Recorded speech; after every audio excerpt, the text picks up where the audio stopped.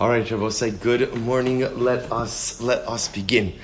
Today, Baruch Hashem, very exciting day. We begin by thanking our sponsor, our Talmud Torah sponsors for the month of Kislev, Sammy and Malka Esterson, for dedicating all of the shiurim and droshos this month in memory of their parents, Yitzchak, Laib ben Aharon HaKohen, Sarah Rachel bas Baruch Avraham, and Hinda bas Henech Efraim.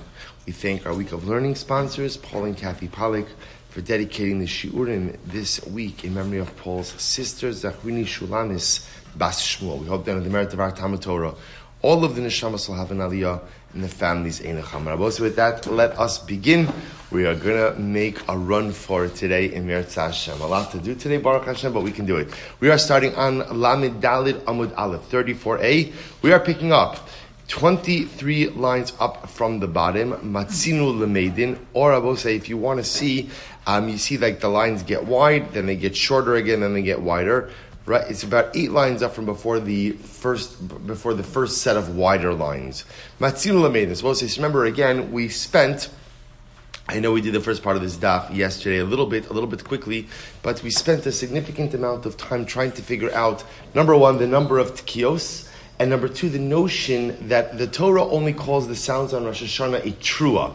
We also spent some significant time focusing on the idea that there is a tekiah before the truah and a tekiah after the truah. So the Gemara says as follows. The Gemara says, Matzinu Lamedin, Shalosh Truos, V'Sheish Tekios, and Namru B'Rosh Hashana. Turns out that there are a total of 3 truos, which we've established, and 6 tekios. 6 tekios. In other words, the 6 tekios, because again, there's a tekiah before and after every truah. So the Gemara says, Shtay midivrei Torah, v'achas midivrei Sofrim. 2 of them are mid'araisa, and 1 of them is midrabanan. So we'll discuss what this means in just a moment. So the Gemara says, for example, Shabbason zichron trua, Vavarta shofar trua. The 2 phrases, Shabbason zichron trua, Vavarta shofar trua, these are midivrei Torah. These are biblical tekiyos. Biblical truas, I should say. Yom Teruah Yelachem LiTalMud Ahuba. Remember, the phrase Yom Teruah ultimately comes for another drasha. This was in yesterday's daf, the Gzeir Shava between Rosh Hashana and the Midbar. Rabbi Shmuel bar Nachmani, first of the widest lines. Rabbi Shmuel bar Nachmani, Amar Rabbi Yonasan, Achas midivrei Torah, Shtay midivrei Sofrim. He holds, no, 1 of them is Doraisa, and 2 of them are Dirabanan. Vavarta shofar trua midivrei Torah. The phrase Vavarta shofar trua, that's biblical. Shabbason zichron trua v'yom teruah yelachem l'talmud ahuba. But the other 2 phrases, Shabbason zichron trua and Yom Teruah, are ultimately needed for something else. So I will say, I just want to clarify something. When the Gemara says that these are 3 psukim the Gemara is quoting, so when the Gemara says that, let's say, we just said 1 of them is Doraisa, 2 of them are Dirabanan, so we'll say, how can you say it's Dirabanan, we're quoting a pasuk? What it means is that 2 of the psukim are used for another drasha. They're used for something else. So tangentially, or kind of like, we'll call it tangentially, they're used to teach us the tkiyas, but that's not the primary thrust of the pasuk. Ma'ila Talmud Ahuba, what's the drasha make from the other 2 psukim? Mibai bayom v'lo b'layla. We needed to teach us, one of them was needed to teach us, Yom Teruah, to teach us that shofar could only be sounded by day and not by night. V'idach, where does the other opinion learn that shofar can only be blown by day and not by night? They learn it out ultimately again from Yom Kippurim of Yovel. So the Gemara says, Yom Kippurim Yalif, Nigmar Nami Minei, Lipshuta Lefanea, Upshuta Lachareha. If that's the case, so we're learning out from Yom Kippur, why not learn out from there also the din that there is a tekiah before the truah, a tekiah after the truah, to which the Gemara says, Vavarta ta'aviru lo mashmalhu. Ultimately, again, because they do not darshan the drasha of Vavarta ta'aviru, says the Gemara. Elamai darshibahu. Ultimately, again, so how do they darshan? Vavarta kid Rav Masna. Dam Rav Masna, as Rav Masna explained, Vavarta derech ha'avaraso. We'll say Rav Masna explains that Vavarta teaches us that shofar must be sounded derech ha'avaraso. If you look at Rashi, Rashi is on both sides of the page over here. This is the left-hand side of Rashi, about 10 lines up from the bottom. Lebe'ute hafcho v'takabo. To teach us that if you blew the shofar upside down, it would not work. Ta'aviru d'kam rachmana na'avrei biyad. Ta'aviru that the Torah tells us. So you might have thought, when it says ta'aviru, maybe ta'aviru just means that halacha l'maisa, you have to carry it by hand. right? And maybe again, there's no din, or I was supposed to say it's a strange havamina, but the havamina maybe is that you would just carry the shofar, and maybe halacha l'maisa, there's no din of sounding it, to which the Gemara says, v'idach dirav masna. The other opinion ultimately learns out from Rav Masna as follows, midishani bidibure. Ultimately, again, since the pasuk went ahead and changed the way it phrased it, ta'aviru biyad lo matzis amrit. So the Rosh say the notion that ta'aviru means carrying the shofar by hand, that does not seem to be a logical drasha. The Gamar avra mi Moshe. Make a gzir shava of avra from Moshe Rabbeinu. Ksiv hacha v'avarta shofar trua. It says over here, both the pasuk v'avarta shofar trua. Ksiv hasam v'ayitzav Moshe v'aviru kol machane. And it says Moshe Rabbeinu v'aviru kol machane. Moshe Rabbeinu commanded. They sounded a call in the machane. Ma lahalon bekol, afkan bekol. Just like by Moshe Rabbeinu was talking about a sound, so too over here, V'avarta shofar trua is talking about a sound.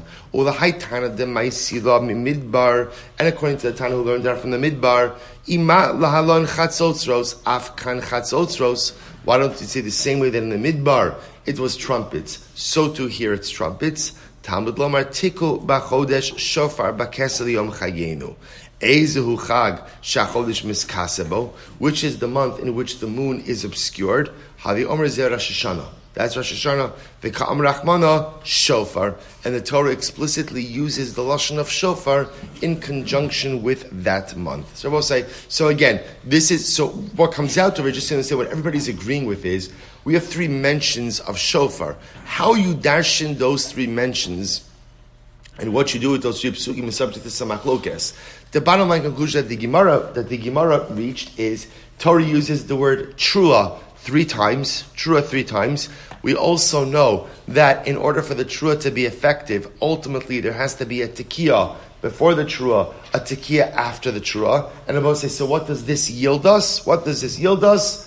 9 sounds. Tekiah, trua, tekiah 3 times. 3 times, and again, hence the Mishnah that said we blow tekiah, trua, tekiah 3 times by Malchias, by Shofros, and by Zichronos. Good.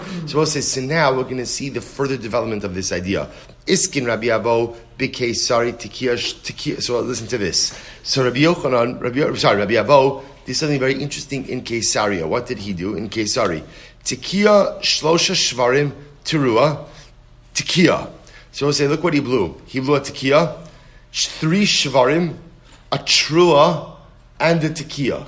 What we call tekiah, shvarim, trua, tekiah. Now, why did he go ahead? And blow this? So he figured like this: manavshach, I yelule yalil la'avir, tekiah, trua, tekiah. V'i genuchei ganach la'avid, tekiah, shlosha shvarim, tekiah. So misveikas will say. So the Gemara is saying, Rabbi Avo, what are you doing? Remember, we'll say back to yesterday's daf.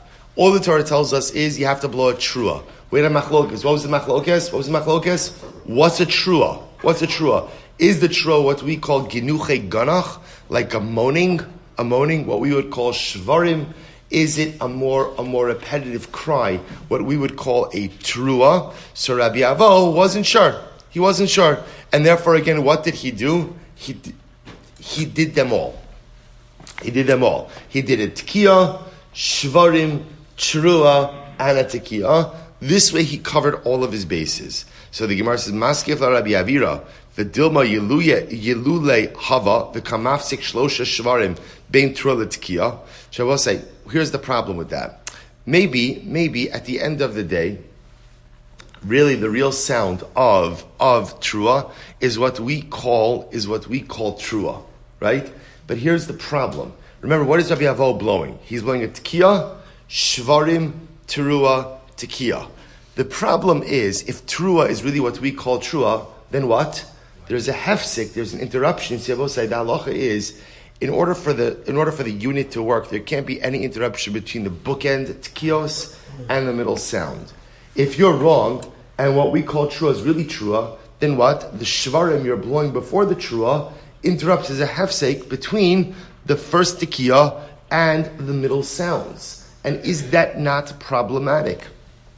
So the Gemara says, it's okay. The hadar avit tekiah, trua utekiah. It's okay because he also sounded a tekiah, a trua, and the tekiah. Maskif Ravina, Vidilma Genuche Hava, maybe the real sound of trua is what we call a shvarim. And if that's the case, Kamafseka trua, bein shvarim l'tekiya. And if that's the case, then when he blows a tashrat, a tekiya, shvarim trua, tekiya, he's making a hefsek between the last tekiya and the middle sound, to which the Gemara says, the Avid tashat. He blew shvar tekiya, shvarim tekiya. Shabbos say, so again, just understand what happened over here. The Gemara introduced this by saying, Rabbi Avo introduced this new idea that we should blow tekiya, shvarim trua, tekiya. Because this way you cover all your bases. To which the Gemara says, well, not necessarily, because if you're wrong about that sound, right? In other words, let's analyze this. If what we call trua is really shvarim, so you have tekiya, shvarim, but then you have another sound in there called trua, and that interrupts between the shavarim and the tekiya. And reverse, if let's say the real sound that we call trua is really trua, you're blowing a tekiya, a shavarim, that shavarim interrupts between the trua and the first tekiya, and then your second tekiya. So therefore, the Gemara says, no. What Rabbi Avo did like this, is he blew 3 sets of 3 different kinds of sounds. He blew tekiya, trua, tekiya, tekiya, shvarim, tekiya, and tekiya, shvarim, trua, tekiya. Let's say, sounds familiar? That's what we do. The first 30, now we blow a lot more than that, but the first 30 kolos that we blow are 3 sets of what we call tashat, tekiya, shvarim, tekiya, 3 sets of tarat, tekiya, trua, tekiya, and 3 sets of tashrat, tekiya, shvarim, trua, tekiya. Because this way what we do is, no matter what the definition of trua is, we're covered. The Gemara says, well, no. There's one variation that you're not covering, which is what? Right? Tarshat. Tekiya, trua, shvarim, tekiya. So why don't you blow that? We're blowing a tashrat. Tekiya, shvarim, trua, tekiya. But why don't you blow a tarshat? Tekiya, trua, shvarim, tekiya. So here we go. The Gemara says, Ihachi, le'avinami ipcha, tekiya, Cherua, Shlosha Shvarim Utikiya, Dilma, Yalil Veganach. So why don't you blow that variation, right? Why don't you both say Tekiya, Cherua, Shvarim Tekiya? Go ahead and blow Tekiya, short cries, Trua, longer cries, Shvarim, two, and then Tekiya. To which, I know that's very helpful when I do that. So, the Gemara says, no, Ki Misra Be'inish Milsa, Beresh Shaganach V'Hadar Yalil. So this is very friendly. Gemara says, that's not how people cry. When people cry, remember again, back to yesterday's daf, the trua ultimately is learned out from the mother of Sisra. Right? Remember again, Torah says Yom Trua, we translate trua as Yevava, a cry. Vatiyavev Eim Sisra, the mother of Sisra cried. How do people cry? So 2 different types of cries. There's a shvarim cry, elongated sobs. There is shorter cries, like the trua, the staccato type cries, tu. So the Gemara says, when people cry, the nature of crying is such, is that people first go ahead and sob in prolonged sobs, and then, after they get a bit more excited, in a sad way, they go ahead and they utter the smaller staccato cries. So therefore, again, the notion of a tekiya, trua, shvarim tekiya, is not the way people cry, and therefore, again, which is really actually quite an amazing idea. Because also, remember again, also Rashi pointed out on Lamed Gimel Lamed Beis that the notion of the shvarim cry is like the cry of cholim, and then the trua, ultimately, again, he says, is the cry of mourning. So I'll say it's almost like a progression of sadness to a certain degree. The cholik cry is a cry ultimately of desperation, of difficult circumstances. The trua is almost a cry of yeush, of giving up, which is such an incredible yisod. You'll say, what does that do in Rosh Hashana? There's no yeush in Rosh Hashana. Like Rabbi Nachman says, Ein shum yeush ba'olam klal. There's no yeush in the world at all. We'll say it's not a yeush of giving up on ourselves. But remember again, the whole notion of shofar is tied into the mother of Sisra. The whole cry of the mother of Sisra is the cry when you have to acknowledge your realities and embrace what is, instead of living behind the facade, which all too often we do. So the way it works, I will say, is first I'm upset when my illusions in life prove to be untrue, that's the shvarim. The TORAH, which is the cry of Yeosh, is not a Yeosh on life, but it's a Yeosh, it's a giving up on my illusions. I'm tired of perpetuating the illusions of life. I'm tired of perpetuating the mistruths of life. I give up on them. I'm ready to embrace the reality of what is and ready to maximize what is. So the Gemara goes weiter. If remember again, this was an interesting case. You go ahead and you blow one tekiah, a double tekiah. We spoke about this case many times. You blow a double tekiah, so you only get one tekiah out of that. I'm Rabbi Yonasan, I'm Rabbi Yochanan, sorry. Shama, Amud Beis. Shama teisha tekios, petesha sha'os bayom. Was a very interesting case. Let's say you heard, so remember again, what we've established is, what you need to hear in Rosh Hashanah is 9 sounds. How does 9 become 30? How does 9 become 30? Because again, we're just not sure what those 9 are. Okay, fine. So you must listen to this case. Let's say you heard 9 tekios in 9 hours. In other words, you spread over your tekios over the day. Yatsa, you yotze. Tayin l'melech that supports this. Shama teisha tekios b'teisha sha'os. If you heard 9 tekios over 9 hours, bayom, yatsa, you yotze, mitespene adam ke'echad, lo yatsa. What happens if you have 9 ba'alei tokeah, and they blow 9 sounds simultaneously? You're not yotze. Now we'll say, now why are you not yotze? With that, Rashi says over here, mitisha b'nei adam ke'echad lo yatsa, trei koli lo mishtamai. Because we'll say that's a general principle we hold, that 2 sounds, 2 voices, cannot be heard simultaneously. So when you hear 9 sounds simultaneously, you're not actually hearing 9 sounds. So the Gemara says, Tekiah mizu, u'trua mizeh, yatsa. But we'll say, what happens if you hear a tekiah from one person, a trua from another person, a tekiah from another person? You yotze. Now we'll say, now what is it? Now what's interesting in those 2 cases? Case number 1, there are 3 cases here so far. Case number 1 is you heard 9 sounds over the entire day. Okay, what's that halacha? Yotze. Case number 2, you hear 9 sounds simultaneously from 9 people. What's that halacha? Not yotze. What happens if you hear 9 sounds from 9 people in progression? Right? What's that halacha? You're yotze. That goes back to the previous case of hearing 9 sounds over the course of the day. You're yotze. Va'afilu b'serigin. Afilu b'serigin. Now this is true even if the sounds are not sounded continuously, and even if they are sounded throughout the day. So the Gemara says, did Rabbi Yochanan really say this? V'amar Rabbi Yochanan mishum Rabbi Shimon ben Yotzadak b'halelu b'megillah imsha kedei ligmor es kula chozer l'rosh. So yet Rabbi Yochanan said in the name of Rabbi Shimon ben Yotzadak that when saying Hallel and Megillah, if you go ahead and you tarry in the recitation of these items, and you have a half-sik, and the half-sik is long enough to be able to complete the Hallel or the Megillah in its entirety, what's the halacha? You have to go back to the beginning. You have to go back to the beginning. So we'll see, you see that Rabbi Yochanan holds that halacha l'maisa, if you have a half-sik that's long enough to complete the entire matter at hand, that requires you to go back to the beginning. So how can you say that you could blow 9 tekiyas over the course of the day? I will say inevitably what's going to happen over the course of the day. You're going to have a half-sik. If you have a half-sik, what should that require? Going back to the beginning. To which the Gemara says, you're right, Balo kasha hadidei hadirabe. But we'll say ultimately again, Rabbi Yochanan is espousing 2 different shitos. When he quotes over here that if you have a half-sik in the reciting of Hallel or the Megillah, enough time to go ahead and recite the whole thing that you have to go back to the beginning, that's the shita of his Rebbe.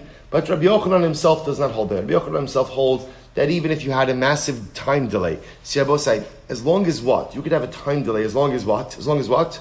Nothing else is happening in that time. In other words, let's go back for just a moment. When the Gemara says that you could blow 9 tekios over the course of the day, from a tekiah perspective, what that would require is that halacha l'maisa, you're not blowing any other sounds in the middle of those 9. So you want to spend the whole day blowing tekiyas. You space out 9 tekiyas, 9 sounds over the course of the day. That's fine, as long as there's no other sounds happening in that time. By Hallel and Megillah, you want to go ahead and take your time and say the whole day. That's fine. but you can't have anything else then happening in the middle of that Hallel or the Megillah. So I will say, so that's Rabbi Yochanan's position. His Rebbe holds that if there's a pause, and the pause is long enough in which to have completed the entire mitzvah at hand, that requires you to go back to the beginning. So the Gemara says, really, Rabbi Yochanan doesn't hold this. V'didei lo, v'ha Rabbi Avo hava shakil v'azil b'asrei Rabbi Yochanan. Rabbi Avo one time was following after Rabbi Yochanan. V'ha v'karei kriyas Shema, and Rabbi Avo was saying Shema. Kimat l'mavos metunafos, when they passed by alleyways, dirty alleyways, and therefore again, I guess there was either an offensive odor or offensive items there, and they could not recite Kriyas Shema in that alleyway. Ishtik, Rabbi Avo was silent. Basar d'chalif, after they came out of the alleyway, Amar lahu, Rabbi Avo said to Rabbi Yochanan, Mahu ligmar. Now that I paused in the recitation of Shema, can I go back and finish where I left off? Amar lei, to which Rabbi Yochanan responded, Im shahisa kedei ligmar eskula chozer l'rosh. If you waited long enough to what? Recite the entire Shema, then you have to go back. So, what do you see from here? You see from here that Rabbi Yochanan himself holds of this idea of hefsek, that if you have a hefsek that is long enough in which to complete the entire Shema, you have to go back and repeat the whole thing. To which the Gemara says, no. Haki Karmel, this is what Rabbi Yochanan was saying. Lididi lo svirli. From my perspective, Rabbi Yochanan says, waiting or having a hefsek does not require you to have to go back and start from the beginning. However, lididach desviralach im shahisa ligmar eskula chozer l'rosh. But according to you, Rabbi Yochanan, Rabbi Yochanan said, according to Rabbi Avo, I know how you hold. You hold of the din of hefsek, like my Rebbe, and therefore halacha l'maisa, if you waited long enough to be able to go ahead and repeat the entire Shema, if your hefsek was long enough that you could have said the entire Shema, then you would be obligated to go ahead and start again. So I will say, I just want to point out, technically speaking, this Shulchan Aruch adopts this halacha, that if you sounded the 9 tekiyos over the course of the day, you're yotzei. If you heard the 9 tekiyos from 9 people, you're yotzei. Again, not simultaneously, but over the course of the day, you're yotzei. Again, the only caveat is you cannot have heard any, we'll call it alien kolos, in the midst of those 9. So, for example, if you're hearing tekiyah, 3 hours later you're hearing a shvarim, 3 hours later you're hearing tekiyah, that could work, as long as in the middle of the tekiyah and the shvarim, you're not hearing anything else. So again, technically speaking, it works to hear spaced out tekiyos. Technically speaking, it works to hear 9 tekiyos from 9 different people, as long as, again, they're not simultaneous, they're spaced out, and as long as there's no what we'll call foreign is better, foreign kolos that are being sounded in the midst of those 9. Again, practically speaking, Pashas, we don't do this. Tan Rabbanan, tekiyos ein ma'akvos zu et zu. So what's an interesting halacha? So Bryce says, tekiyos are not ma'akev one another. Not ma'akev one another. So I will say, we'll see what this means. Brachos ein ma'akvos zu et zu. Similarly again, brachos. I will say, pashtos, what this means is, brachos of Shmona Esrei are not ma'akev one another. So we'll say, if you look at Rashi understands over it's kios ubrachos da'alma kegon ta'anios ein ma'akvin zu et zu in berach v'lo taka. So we'll say, listen to this. So what the Brisa introduces us, actually those of us who are doing Mishnah Yomi, we're learning these Mishnayos now, Maseches Tainis, about the fast days, about the special, the 24 brachos Shmona Esrei have a fast day, the different shofar blasts have a fast day. So listen to this. So therefore the Brisa on this Rashi sense, the Brisa is talking about over here, that on a regular fast day, the tekiyos are not ma'akev. In other words, if you don't sound all of the shofar blasts, but only sound some of them, it's fine. The brachos of Shmona Esrei, if you don't sound all of them, if you don't say all of them, ultimately, again, they are not ma'akev. So the Gemara says, however, tekiyos ubrachos shel Rosh Hashanah shel Kippurim ma'akvos. But this is very interesting. But the tekiyos and the brachos of Rosh Hashanah are ma'akev. Now we'll say, now what does this mean? My taima, Amra Kodesh Baruch. So we'll say, b'pashtos, what this means is like this. It sounds like what it's saying over here is that halacha l'maisa, the tekiyos and the Shmona Esrei of Rosh Hashanah are intertwined. They are a unit which are ma'akev one the other. So why is this? Amra Kodesh Baruch Hu, Emru lefanai b'Rosh Hashanah malchios, zichronos v'shofros, Malchios Kadesha Tamlichuni Alechem, Zichronos Kadesha Yavo Lefanai Zichronechem, Letova Ubama Bashofar. Shabbosai, ultimately again, the Gemara says like this, because interestingly enough, by Malchios, Zichronos, and Shofaros, the Shofar and the Shmona Esrei are intertwined. How so? So the Gemara says, why do we say Malchios? In order to coronate HaKadosh Baruch Hu. Why do we say Zichronos? So that our favorable memory should rise up before HaKadosh Baruch Hu. And how do we accomplish both of these things? Through Shofar. Shofar is the way we coronate HaKadosh Baruch Hu. How does our memory ascend, positive memory ascend before HaKadosh Baruch Hu? Through the Shofar. Why the Shofar? What does the Shofar Kaviyachol remind HaKadosh Baruch Hu of? What's the Hashem of? The Akedah Yitzchak, and the willingness for Avraham Avinu ultimately to sacrifice his son, the willingness for Yitzchak to be sacrificed is a schus for Klal Yisrael. So interestingly enough, the Gemara posits, this is why the Shofar and Shmona Esrei are intertwined, because the essence of the Shmona Esrei of Rosh Hashanah is Malchios, Zichronos, and Shofaros, and Malchios, Zichronos, and Shofaros are only accomplished through Shofar. So I will say, we paskin halacha l'maisa that they're not ma'akev, right? That they're not ma'akev. Ideally, they are intertwined, but let's say you only have one, but you don't have the other. Can you go forward and go ahead and do it? Of course. In other words, if I don't have a shofar, I still daven Shmona Esrei. If I can't daven Shmona Esrei, I still blow a shofar. But in an ideal sense, they are truly intertwined. The shofar and Shmona Esrei are truly one unit. Misha Berach. Shofar, Tokia Umaria V'Tokia. So remember again, we saw in the Mishnah that let's say somebody daven Shmona Esrei, and they didn't have a shofar by Shmona Esrei, so they didn't sound the shofar by Malchios, Zichronos, and Shofaros. So what's the halacha? After Shmona Esrei, they sound 9 kolos. Says the Gemara, TALMUD Havili Shofar Meikara.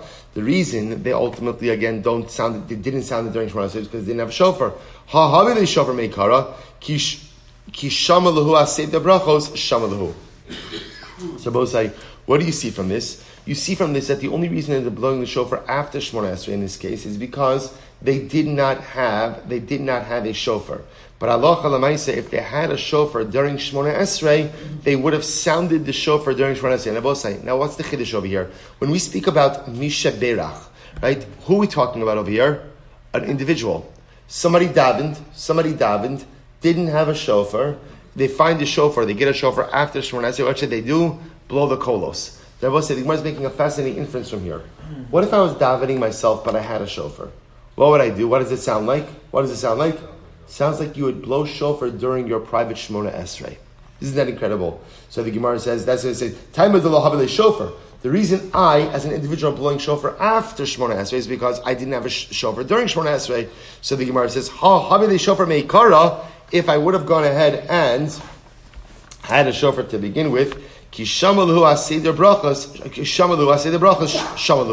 would have sounded that shofar during my private Shmona Esrei. So I will say, what it sounds like over here is that halacha l'maisa, even if I'm davening alone and I have a shofar, I blow shofar over the course of Malchios, Zichronos, and Shofaros. So both said, watch this story. Rav Papa Bar Shmuel, Kamut Saluye. Rav Papa Bar Shmuel was davening by himself. He got up to daven. Amar Le L'Shameh, he said to his servant, Ki nihirna lecha, when I motion to you, takali, blow the shofar for me. Incredible, right? So both said, just understand what's happening over here. Rav Papa's davening by himself, for whatever the reason. He says to his servant, I'm davening Shmona Esrei. When I get up to Malchios, I'm going to motion to you. And what? Blow the shofar for Malchios. When I get up to Zichronos, I'm going to motion to you, blow the shofar. Shofros, blow for me. So Amrli Rava, so Rava said, no, we don't do this. Lo amru ella b'chaver ir. But say the only time we blow shofar as part of Shmona Esrei is when you're davening with a kehilla. Rashi says, chaver ir, chaburas tzibor. Aval yochin mevarech eskulu va'achagach tokea teisha tkiyos. So Rebbe Cohen says, no, the only time we blow shofar, say, now this goes back to yesterday's conversation as well. There is a minhag to also blow shofar during silent Shmona Esrei, but that is only true if you're davening with the tzibor. It's only with the tzibor that we blow shofar as part of Shmona Esrei, either as part of personal Shmona Esrei or chazaras hashatz. But if you are davening on your own during, right, for Shmona Esrei, you daven your Shmona Esrei, you're not mafsik, you do not make a hefsik, an interruption in your Shmona Esrei, and you'll blow your 9 kolos after Shmona Esrei. That supports this. Kishu shoman ala seder va'al seder brachas. When you go ahead and you hear the shofar, you should hear the shofar as part of the brachas. Malchius, zichronos, and shofars. When is that so? Bechaver ear. That's true when you're davening as part of a tzibur. Both say first wide line, 34b, lamadal, beis. Aval shalo bechaver ear, shoman ala seder, v'shalo al seder brachas. But say, but listen to this. When you're not davening as part of a tzibur, you should hear it ala seder. Now ala seder means blow the tekios in an order, but not al seder brachas, but not as part of Shmona Esrei. So when you are davening by yourself, you do not interrupt Shmona Esrei during Malka Esterson and Shofar to blow the shofar. Rather, you blow the shofar after you finish your Shmona Esrei. V'yachid shelo taka. So we'll say, and by the way, that is halacha l'maisa, right? That is halacha l'maisa. So again, different congregations have different minhagim, but again, if we're blowing as part of Malchiyot, Zachronos, and Shofros, that's only in a tzibur. If Yochid is ever by himself, we'll say it's incredible, right? We would think a couple of years ago, what an esoteric halacha, a yid davening by themselves on Rosh Hashana. But yet again, we all experience that. So at the end of the day, we partially experienced that. So at the end of the day, the Gemara says that halacha l'maisa, when you're davening by yourself, daven your Shmona Esrei, blow your tekiyas afterwards. So what next case? Second wide line. And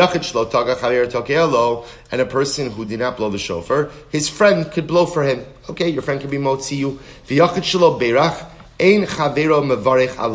Now watch this.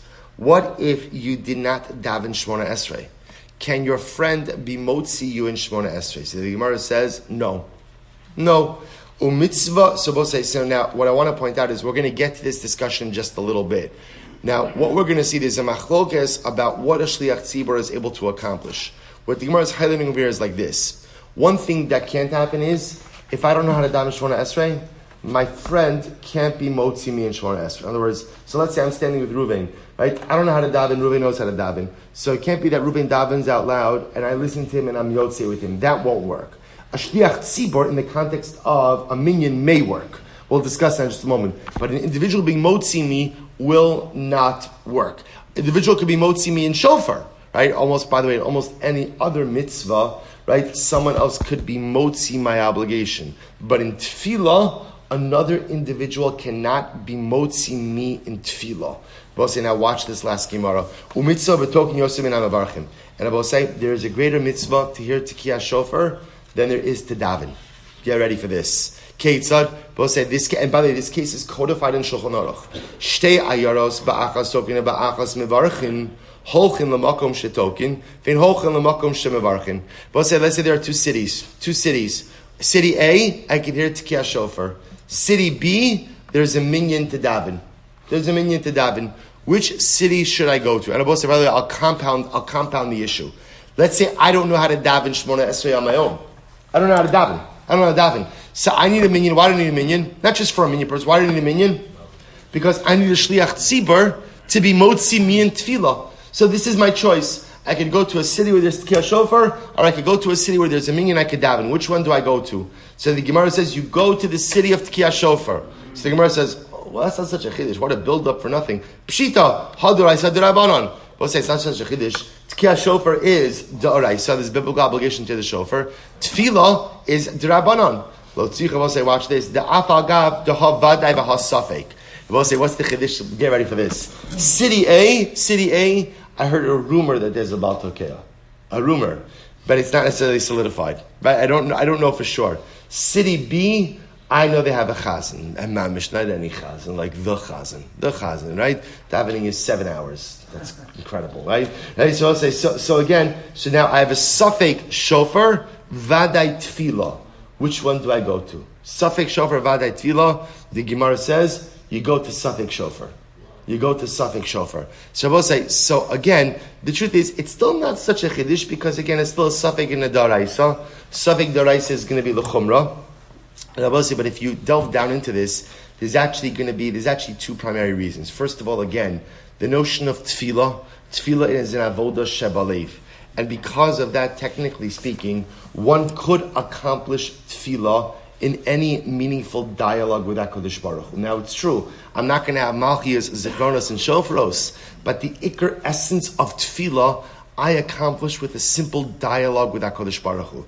But I will say, once again, it highlights the fact that what is the essence, why is shofar more important than tefillah? Why is it more important than tefillah? Okay, leaving aside one is biblical, one is rabbinic, on a deeper level, say this goes back to Vatyav Evim Sisra. I will say, what is the entire essence of shofar? The entire essence of shofar is to bring down the illusions of life, to stop engaging in self-delusional practices. The whole reason why so often we do not gain real traction in life is because I'm unwilling to be honest with myself about who I am.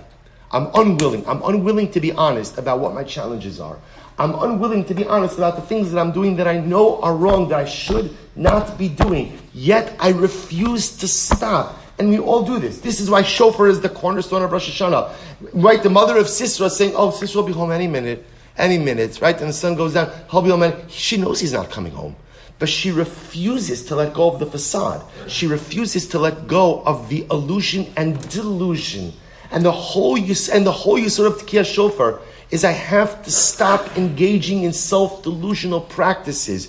We create entire constructs and entire hashkafas to justify things that we do that we know are really not correct. We create a whole intricate network of personalistic excuses to allow us to get away with things that we know are not really the right thing to do. Well, at the end of the day, and again, we create a whole complicated argument of everyone who's at fault for why my life is like it is. The only person always missing from that equation is me. And Rosh Hashanah, the entire essence of shofar, is to drop the illusions, to drop the delusions, because that is the only way I can move forward. And therefore the halacha says, if you have a choice between Tekiyah Shofar and Tefillah, you got to take Shofar. Because there's no tshuva, there's no Rosh Hashanah, there's no Aseret Tzimit Tshuva, there's no Yom Kippur, there's no tshuva, there's no comprehensive cathartic process of tshuva without shofar.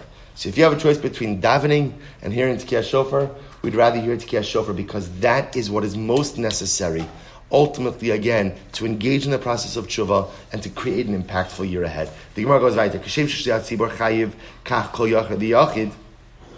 So remember again about saying in the Mishnah said the same way that the Shliach Tzibor is chayiv to daven, so every single yachid, every individual is obligated to daven as well. But Gamliel says that the Shliach Tzibor is motzi the congregation. So says the Gemara, let's analyze Tanya. Rabbi Gamliel, if you're correct, that the Shliach Tzibor is motzi the congregation, so lama Tzibor mispalelin. Then why does the Tzibor have to daven at all? And I was going to say, it's a good kasha. So again, if you're going to have chazar sashatz to discharge the obligation of the tzibor, then why do the individuals have to daven? Amar lahem, this is incredible. Kedei lahazdir shliach tzibor tfilaso. This is incredible. Also in Rabbi Gamliel's model, do you know how he davens silent Shmona Esrei? To give the shliach tzibor time to organize himself for chazar sashatz. Incredible. I will say, by the way, it tells you how important preparation is for any particular life endeavor. Right? So we're going to have the entire congregation daven a personal Shemona Esrei, even though they don't need to. They don't need to because they could discharge their obligation with the Shliach Tzibor, but we need to give the Shliach Tzibor time to organize himself. Because if you want to be successful in any particular life endeavor, including Chazar Sashatz, it requires proper preparation. Incredible. So Rabbi Gamliel says to Rabbanan, but according to you, that everybody has to daven on their own anyway, why have Chazar Sashatz? Now that's a good kasha. Right? That is a good kasha. Why are you doing Chazar Sashatz if everybody's davening anyway? Amrulo, they said, Rabbi Gamliel, because again, there are always those in the kehilla who don't know how to daven on their own. And therefore, again, the Shliach Tzibor is there in order to help them in this process, to remotzi them. So Rabbi Gamliel says, well, listen, Amr Lahem, Kashim Shemotzi She'eno Baki, Kach Motzi Esavaki. Rabbi Gamliel says, well, look, you got to be honest. If Chazar Sashatz works for the person who doesn't know how to daven, then what? It works for everyone. In other words, either it works or it doesn't work. Either the Shliach Tzibor can be motzi other individuals in tefillah, or he can't. Okay, you might say some should rely on it, some shouldn't rely on it. But Rabbi Gamliel says, bepashtos, if it works for one, it works for all. Amar Rabbi Aharon, Rabbi Yochanan, Modim Chacham Rabbi Gamliel. Ultimately, so the Gemara's Rabbi Yochanan says Rabbi Yochanan, the Chachamim agreed with Rabbi Gamliel that halacha lemaisa, that I will say that the shliach tzibur can be motzi the rabbim, even if the rabbim know how to daven. According to Rabbi Gamliel, the shliach tzibur could still be motzi them. Amarav said adayin hi machlokes, that it's still machlokes Rabbi Gamliel and the chachamim. So because remember again, the fundamental machlokes is the chachamim hold that halacha lemaisa, the only time the shliach tzibur can be motzi you is when? Is if you don't know how to daven. Rabbi Gamliel says shliach tzibur can be motzi everyone. So the Gemara Rabbi Chia Berei the Rabba Bar Nachmani Azal Amar L'Shmaite Kamei the Rav Dimi Bar Chinina. So we'll say, see, Rabbi Chia Berei the Rabba goes in and says over this ruling. Amar Lei Hachi Amar Rav Adayin Hi Machlokes. The Machlokes is still in existence, right? The Machlokes is still in existence. What is the nature of Chazaras Hashatz? Rabbi Gamliel is saying everyone can be Yotzei with the Shliach Tzibur. The Rabbanan saying only those who don't know how to daven on their own. Amar le Rabba Bar Bar Chana, Amar le Rabba Bar Bar Chana, Nami Hachi Kamar, Ki Amar Rabbi Yochanan the Hashmaisa, Iflig Ale Reish Lakishra, Amar Adayin Hi Machlokes. Okay, Omi Amar Rabbi Yochanan Hachi. Did Rabbi Yochanan say that it's still Machlokes? Vam Rabbi Chana Tzipora, Am Rabbi Yochanan Hilchasa Ki Rabbi Gamliel. The halacha follows Rabbi Gamliel. So the Gemara says, Hilchasa Michlal de Pligi. So we'll say, let's analyze this for just a moment. So when you say the halacha follows Rabbi Gamliel, what that's, so we'll say, the only time you need to make a declarative statement that the halacha follows someone is when halacha, l'maisa, there's a machlokes. But at the end of the day, if there's no machlokes, you don't have to say anything. The fact that you say that halacha follows Rabbi Gamliel indicates to us that there is still a machlokes, top of Lamed Hey. So the Gemara says, Kisalik Rabbi Abba Miyomi. This is actually very interesting. Rashi says, Kislev Rabbi Abba Yomi means shehiflik b'sfina liyam v'chazar. Apparently, Rabbi Abba went out he traveled by boat, and then he came back. So when he came back after his boat travel, he said, Pirsha modim chachamud Rabbi Gamliel bebrachos shel Rosh Hashana v'shel Yom Kippurim. Wow.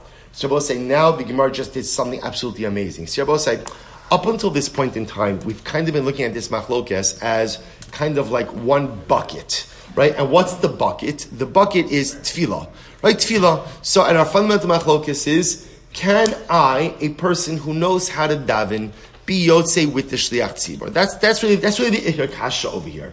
Rabbi Gamliel, right? So the Rabbanon will say no. The Rabbanon will say, and I will say this goes back to brachas, by the way, that the ikar takana of chazaras hashatz was who? Kidei lahotzi, in order to discharge the obligation of those who don't know how to daven. But those who do know how to daven cannot be yotzei with the shliach tzibur. To which Rabbi Gamliel responds, that doesn't make any sense. If chazaras hashatz works for some, then what? Technically it has to work for all. Now again, I want to be clear. Rabbi Gamliel is not saying that you should rely on chazaras hashatz. Rabbi Gamliel is talking about just the mechanics. Can you rely on chazaras hashatz? If it works for some, it's got to work for everyone. Now, both say, now watch this. Rabbi Abba comes off the boat, and he says something amazing. He says, no, we have to distinguish between the tefillos of Yamim Noraim and the tefillos of the rest of the year. That it could very well be that the machlokes between the Chacham and Rabbi Gamliel is in the tefillos of the rest of the year. But by Rosh Hashanah and Yom Kippur, the Chachamim agree with Rabbi Gamliel that what?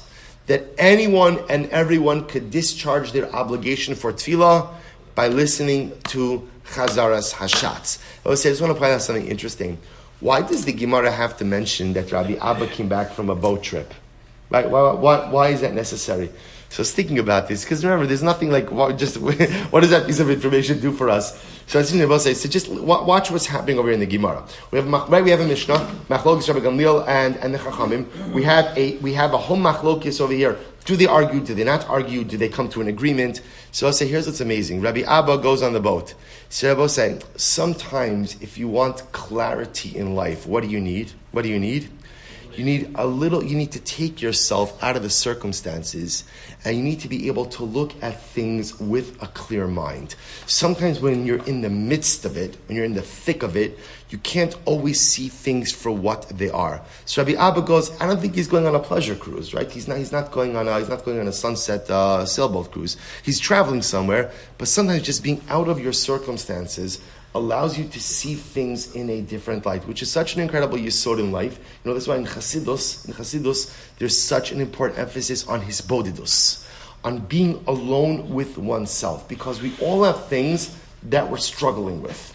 Right? And often it's very frustrating because I can't figure out the solutions to my issues.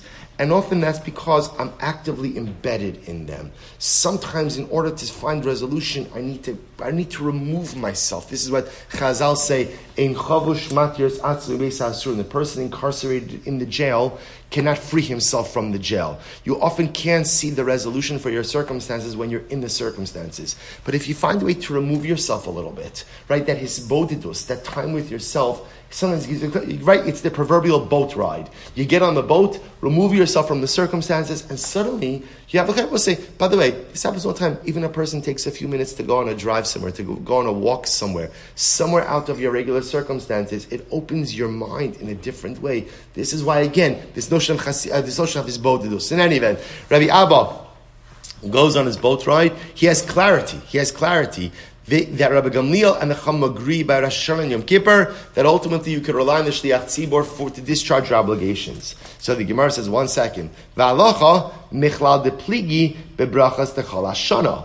And it appears that ultimately again, that halacha lemaisa, where is their argument? Their argument is by the rest of the year. Right, that's what the argument is. Ini, is that so? So we'll say, by the way, we'll discuss why would the tefillas of Rosh Hashanah Yom Kippur be different. We'll get to that in just a moment. Ini, v'amrav chanat tzipora, Rabbi Yochanan, halacha k'Rabbi Gamliel bebrachas shel Rosh Hashanah v'shel Yom Kippurim. Ultimately, so we'll say, so once again, you see Rabbi Yochanan making a statement.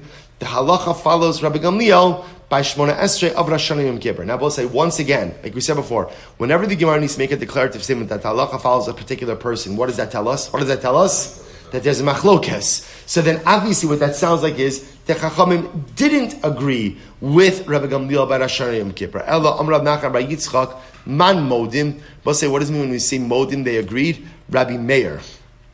It's Rabbi Meir agreed. V'halacha michlal de pligi rabbanon, and the halacha means that the rabbanon still disagreed. Why? What happened? I'll say, here we go.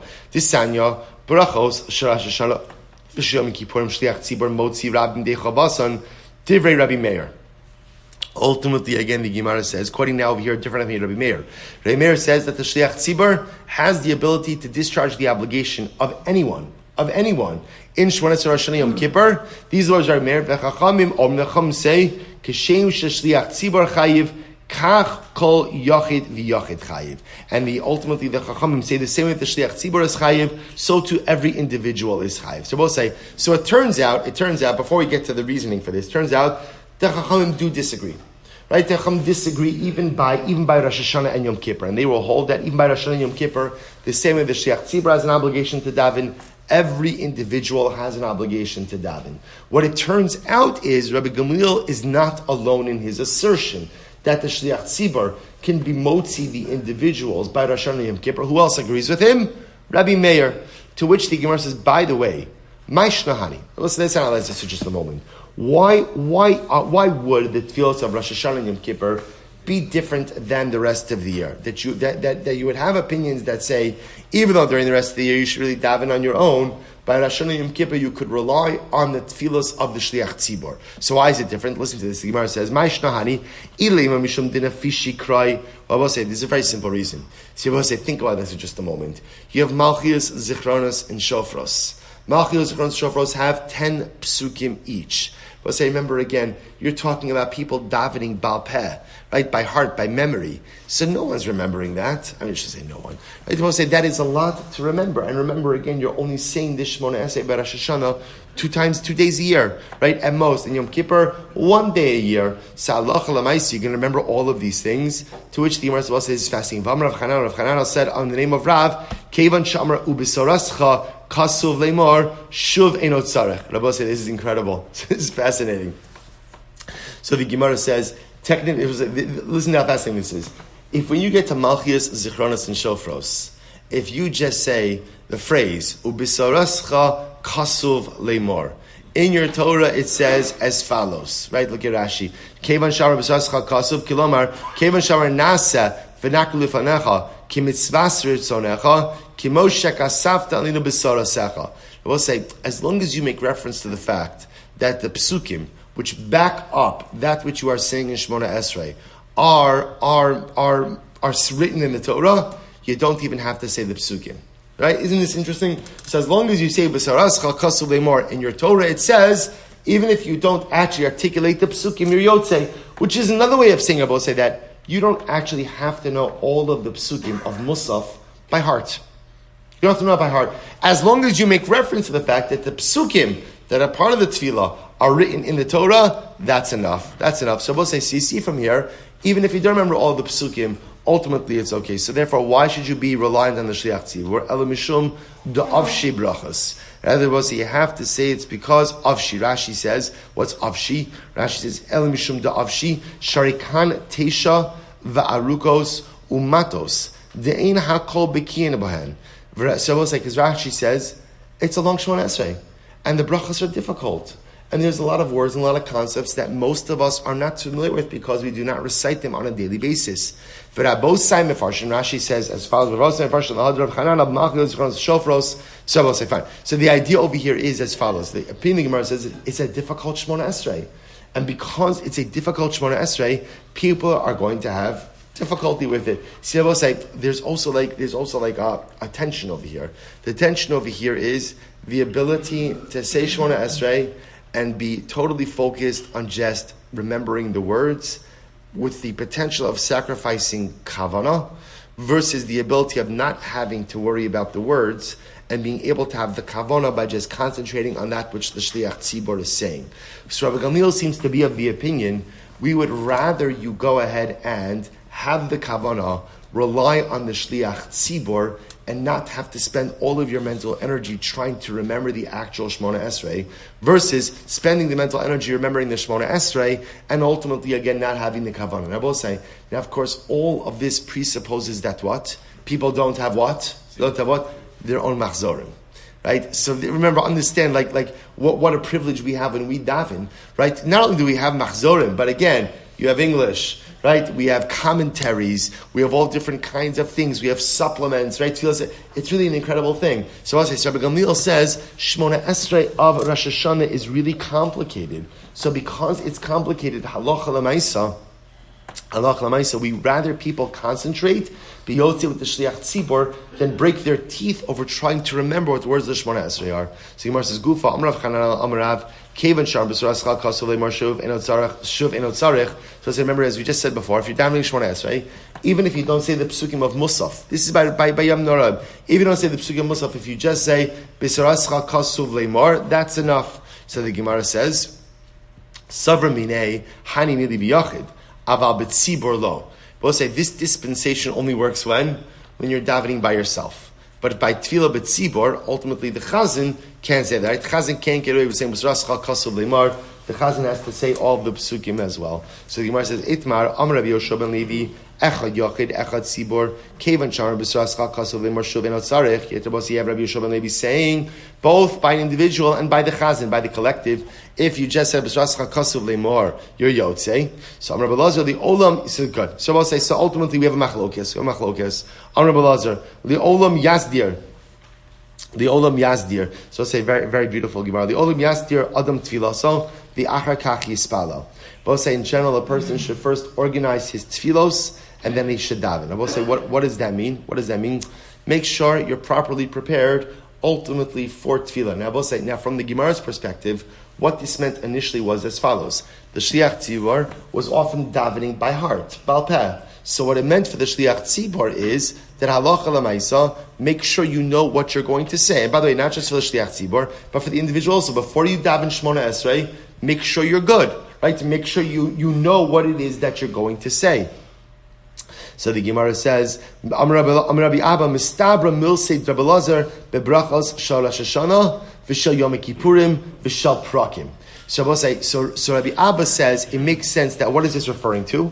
The brachos of Shemona Esrei of Rosh Hashanah, Yom Kippur, and Prakim. Rashi says Prakim is moados, which means any time you're davening a Shemona Esrei with which you are not familiar, right? So any time you're davening a Shemona Esrei that you're not familiar with, take the time before you daven to organize your thoughts and to make sure that the tefillah is organized in your head. Aval d'chola shana lo. I'll say, but the general Shemona Esrei you daven throughout the year, we assume that what? there is a familiarity with that. So because of familiarity with that, you don't have to go ahead and pause ahead of time. So I'll say, if you think about this idea, by the way, it's actually really incredible. This notion of the olam yastir adam tfilaso, the achar kach yispalel. Organize your tefillah and then daven. Organize your tefillah and then daven. So again, on a basic level, it's quite literal. Make sure before you daven Shmona Esrei, you know in your mind which brachas that are part of Shmona Esrei. Qualification of that, well, that's not for year-long Shmona Esrei. That's only for what we call episodic Shmona Esrei. Rosh Hashana, Yom Kippur, Yamim Tovim, because you're not as familiar with that. So the Gemara says, Imi, is that so? Rabbi Yehuda, Rabbi Yehuda, Mesader Teluse Umatzli. You know, listen to this. Rabbi Yehuda, when he would even daven the regular weekday Shmona Esrei, he would take time before Shmona Esrei to organize his thoughts. Right, to organize the tefillah. Suppose say this is wild. Shani Rabbi Yehuda was different. Kevan de mitlasin yomin litlasin yomin have matzlei kiprakim damu. Rabbi Yehuda would only daven once every 30 days. He would daven once every 30 days. So because of that, because you're like, hey, I know guys like that, right? And I say, so again, he'd only daven once every 30 days, right? Why? And I will say, why was that? Look at Rashi, this is incredible. So Rashi says, mitlasin litlasin, shayem machzir talmudo kol shloshim. I will say, this is back in Brachos, we saw this. We'll say there's a concept of mi shetoraso umnaso. Someone who is wholly and fully and totally occupied by the pursuit of Torah. Someone who spends every moment learning is exempt from tefillah. Is exempt from davening.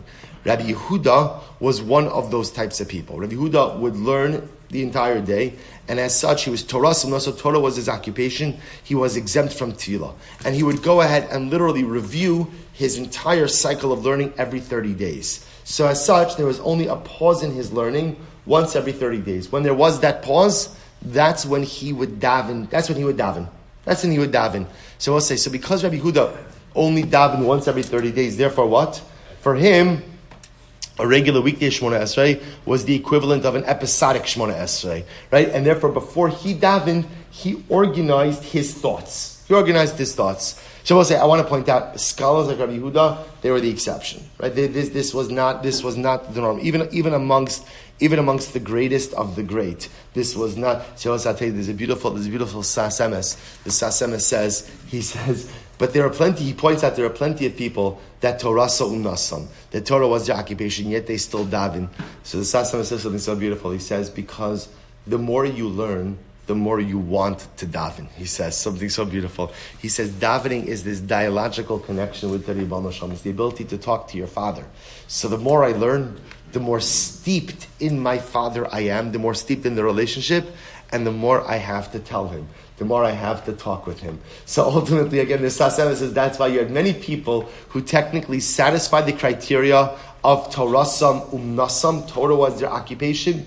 But again, that Torah push them to want to daven even more. But again, the Gemara is quoting Rabbi Yehuda from a halachic perspective, that if someone is fully and totally preoccupied, ultimately there is. Let's finish. I will say, Amar Rabbi Shimon Chasida, Pov Tari Rabbi Gamliel es Am Shebesados. Rabbi Gamliel used to exempt the people in the field from davening. Now, I will say, now what does that mean? So the Am Shebesados, I will say something very interesting. The Am Shebesados means the workers in the field who were unable to come to shul. Rabbi Gamliel felt that they discharged their obligation of tefillah through the Shliach Tzibor.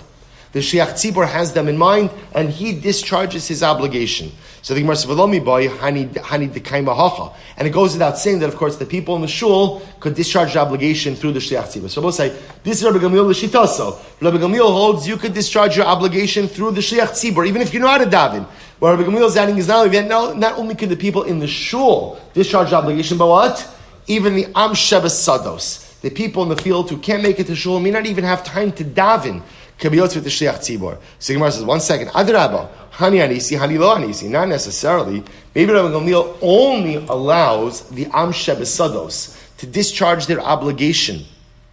With the Shliach Tzibor. Why? Because they're in the field. They have extenuating circumstances. However, again, people in shul, what do you have to do if you're in shul? Daven yourself. You can't discharge your obligation. To which the Gemara says, Tani, I will say, to give you another example of this, Tani, Abba Bered Rabbi Yamin Barchia, I will say, if you stand behind the Kohanim during Duchening, you're not included in Birkas Kohanim. I say, right? You're not included in Birkas Kohanim if you stand behind the Kohanim. Listen to this. Ela ki asa Rabin Amr Yaakov Bar Idi Amr Shimon Chasida lo Patra b'Gamliel ela am shebesados. I'm sorry, did I skip here? I'm sorry. El ki asa Rabin Amr Yaakov Bar Idi Amr Shimon Chasida lo Patra b'Gamliel. So I'll say. So again, let me point out. Let me tell you the unwritten part of the Gemara. So interestingly enough, the Gemara says is that halacha lemaisa, if you're standing behind the Kohanim, you're not yotzei birchas Kohanim. Yet the Gemara Maseches Brachas says the am shebesados, the workers in the field, are included in birchas Kohanim. So what do you see from here?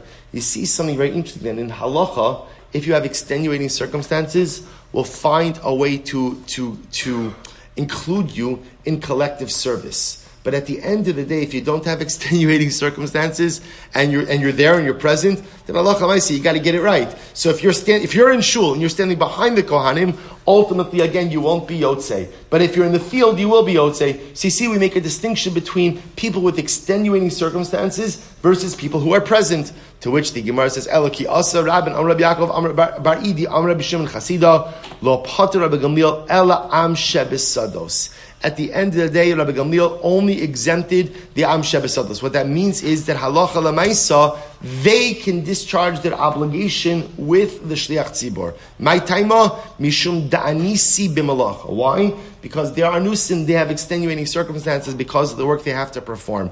Aval bi'ir lo. But those in the city, no. What does that mean, those in the city? No, Rashi says, aval bi'ir lo, mishum delo anisi v'yecholin lahastir tfilasan. Since ultimately, again, they have the ability to go ahead and organize on Shemona. So therefore, I will say, what comes out of it is something fascinating. That even Rabbi Gamliel, who was originally saying that you could always discharge your obligation with the Shliach Tzibor, right? Comes around and says, not so fast. You could always use the Shliach Tzibor throughout the year if what? You have an extenuating circumstance. What's your extenuating circumstance? Either A, classic extenuating circumstance, you don't know how to daven. Right? Other classic, a geographic extenuating circumstance, you're in the field and you can't get to the shul. But even Rabbi Gamliel agrees that halacha lemaisa, if you're in shul and you know how to daven, then what? Then halacha lemaisa, you have to go ahead and daven on your own. Rabosa, isn't it incredible that the Masechta ends off with this profound message, which is, there are mechanisms in Yiddishkeit to take care of those who can't take care of themselves. There are mechanisms like that. We actually just learned this in the Chassidus Shilas and the Chassidus Chabura. There are mechanisms. HaKadosh Baruch Hu leaves no man behind. If you learn Rabbi Yitzchak, if you don't have seichel, right, if you don't know what to do, you're an Am Shavasos, there are mechanisms that are there to take care of you. The Shliach Tzibur will take care of you. HaKadosh Baruch Hu will take care of you. If you can't take care of yourself, the system will take care of you. But at the end of the day, if you have the ability to seize the reins of your existence, if you have the ability to daven on your own, if you have the ability ultimately again to be in front of the Kohanim, if you have the ability to take charge of your circumstances, you cannot be reliant on others. You must take the reins of your existence. You must take responsibility for your tfilos. You must take responsibility for your brachos. You must take responsibility to make good things happen for yourself in life. I will say, Shkoyach Hadron Alach Yom Tov V'Slikolei Meseches Rosh Hashana. I will say, Mazel Tov, Mazel Tov. Tomorrow is a wonderful Chazorah day in Yirtzeh Hashem. Sunday morning, B'Shah Tova U'Matzlachas. We begin Meseches Tainus. Haba Lina L'Tova. Shkoyach, I will say.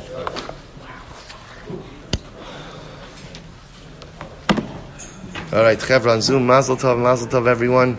A good Shabbos, Shkoyach. See everyone on Sunday, Yirtzeh Hashem.